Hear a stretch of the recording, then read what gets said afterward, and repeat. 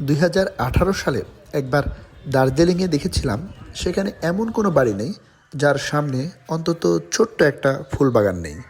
আমাদের দেশেও অনেক বাড়িতে ফুল বাগান দেখতে পাওয়া যায়, কিন্তু তাই বলে উন্মুক্ত রাস্তার পাশে ছোট্ট টং দোকান যে এভাবে ফুল গাছ দিয়ে সাজানো থাকতে পারে, তা আজকের আগে আমার বিশ্বাস ছিল না।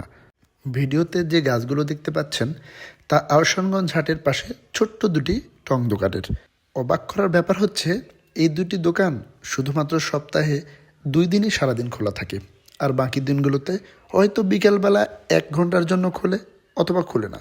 কিন্তু তাতে কি, এত সুন্দরভাবে সাজানো আর এই ফুল গাছগুলো দেখলে যে কারো চোখ আটকে যাবে। কত উন্নত মানসিকতার মানুষ হলেই শুধুমাত্র পথচারীদের আনন্দ দেওয়ার জন্য এত সুন্দরভাবে গাছ লাগাতে পারে, একবার ভেবে দেখেছেন? আসলে আমাদের চারপাশটা সুন্দর করে গড়ে তোলার জন্য টাকার প্রয়োজন যত বেশি, তার চেয়ে বেশি প্রয়োজন সৃজনশীল মনের। আসুন না, আমাদের চারপাশটা আরও সুন্দর করে গড়ে তুলি, যাতে আমাদের ভবিষ্যৎ প্রজন্ম আরও একটি সুন্দর পৃথিবী পায়।